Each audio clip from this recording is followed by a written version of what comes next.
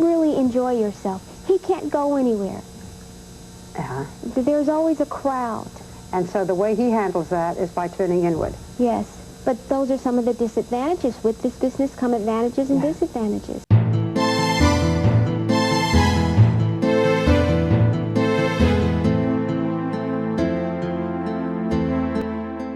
A year later, she married Gordon and posed for some provocative pictures dressed in a snake. I saw it when I went to 7-Eleven. I looked over the counter, and it was shocking to me. I ran home and told my brothers. I said, what? He said, yeah, Latoya's in Playboy. I would have bet my life that my daughter wouldn't have gotten in Playboy and gotten naked and showing her body. I shouldn't laugh about it. I can laugh now, but at first it was so hard for me. And the reason why my daughter, she always wore long dresses, she always wore pants or boots.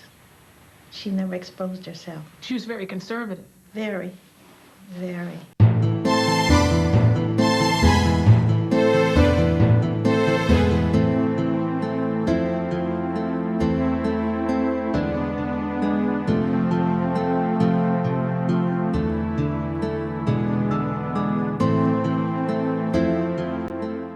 Latoya knows she's not telling the truth. And for her to come out now and say these things about Michael is terrible. And right in the middle of the Jackson family inferno has been Jack Gordon, fanning the flames. He only likes white children. He doesn't like females. He only likes male children. It's not true, and I think what it is they're doing it for money. Even the booklet Latoya wrote, it's not even in there. But I think the man that she's with, I don't even want to give him enough credit to call his name. He's not even worth it. He has a bad, bad record. I think she's being brainwashed. I really think that he's done something to her, because for her to get out there and tell lies, things that are not true, something have to be wrong. It was very hard for me, because I couldn't believe that I had a daughter out there saying things like this. It's the worst thing that ever happened to me in my life, besides the death of my mother. I don't know why she's saying these things, because the Latoya I know is not the same person I'm seeing right now. It really isn't, you know, and it's sad to see that, you know, and it hurts my mother all the time.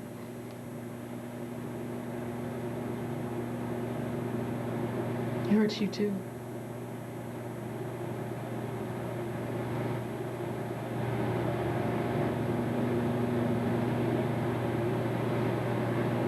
We don't know what happened. We just wait for her to come back.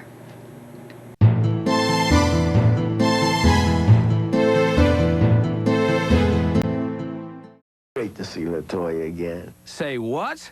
Remember, Mr. Jackson, this is Latoya, the rebel in your royal family of pop, who for years dished all of your dirty little secrets. As the father of Latoya, I know she's been through a whole lot, and she couldn't help herself at all of the things that she went through. But I'm here to say that we love Latoya very much. Papa Jackson is so happy he came exclusively to Hard Copy to announce the news. Latoya is reuniting with her famous family because of her split with her infamous husband and manager, Jack Gordon. Jack Gordon is viewed by many as a slippery character. The Jackson family blamed him for leading Latoya into some sleazy deals, convincing her to pose in Playboy and getting her to star in a strip show in some beer bar in Pennsylvania. Their bizarre marriage began to unravel when Gordon was arrested and accused of beating Latoya, a horrifying experience she shared with us exclusively just after the alleged attack. I got hit with a chair, and it knocked me down immediately when I got hit with the chair. And I can just recall holding my hands up and standing back up and getting knocked down again and again. And it happened so quickly. By the time it was over, there I was lying in a puddle of blood. Although those charges were later dropped, Latoya filed for divorce last Friday, claiming abuse once again. In a police report, Latoya says that Jack came back to their hotel room and was very angry with her. He grabbed a bedspread, he put it over her head, started to strangle her with it. At the same time, he grabbed her arm and started to twist it so badly that she felt like it was going to come out of her joint. He then picked up a Diet Coke bottle and started hitting her all over her body. He's been able to get rid of some of the evil influences around her. I'm so thankful that she's able to be talking to the family again. We love her very much. Also, we stand behind her 100%.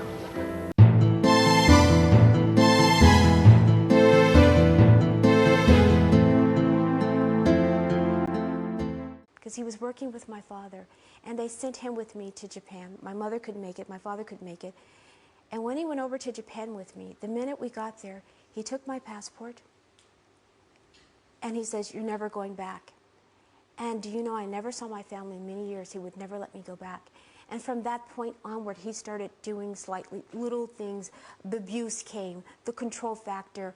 No, you stay in your room, you don't do this, you say this. I never saw people, I never associated with anyone. I would only go on stage, perform, and sing. Back to the limousine, back to the hotel, back to the plane. Well, what did he tell you? What did he tell you about your family? Or have friends or anything. Wow. He told me I'm never going back, that now I'm his, and he's controlling me. And that's basically what he did. Do you think now, how was he able to control you that easily? Very easily. You know, now that I'm out of that situation, I go, geez, that's all you had to do was walk away. But I couldn't do that. Why couldn't you? Because the fear, when someone instills fear into you, and you're afraid of them, and they're controlling you at the same time, and they promise you they're going to kill you if you try to get away or do something, and they're keeping you watch eye there, and they have the security that they hired with your money, of course, and they're watching over you, and when they do that, you're just afraid, and you're afraid to make moves. So this went on for many, many, many years. And he literally said, "I'm going to kill you, your brother, everybody." Yes. No, not everybody. Just myself. And Michael. Michael and Jan. Because I was so passive, and I think it's from being a Jehovah's Witness. You believe people, you trust people, and he was Bengali, and he was a con man, and I didn't know that world. I was so... But you had the strength that day. I had the strength that day. But what I did know, he was not a good guy. When I left home, I was innocent, I was naive. It was so easy for me to be taken advantage of. I was brainwashed by him. I really felt like a robot. I was being beaten. He dictated my career choices. I mean, they went from Playboy to writing the book. He made me say the things that he wanted me to say in my interviews. He had very strong ties and connection to the mafia. I knew John Gotti, I knew all these people. But one day I couldn't take it anymore. And it was just, "You're gonna do porno now." No, now you can kill me. That was the day. I finally made it out. I escaped. Catch me if you can. But still, I never felt really free until, of course, he passed away.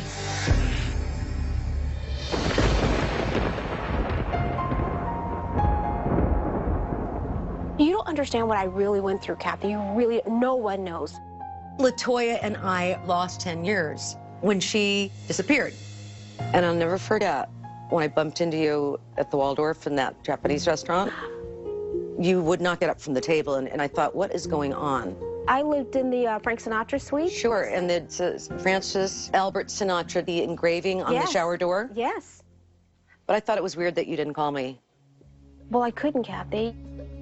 I couldn't say hello to my friends. I wasn't allowed to speak to people. He had total control of me. I thought at least you'd come to the ladies' room with me and... No, I couldn't do that on my own.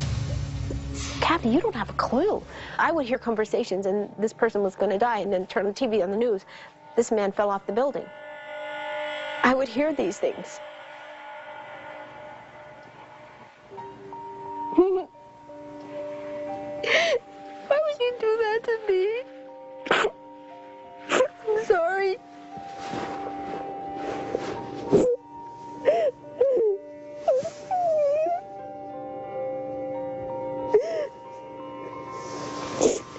And that's what people didn't realize. And now you get it, why I wouldn't speak and why I couldn't do anything. It was like a Stepford wife. And you guys, nobody got it.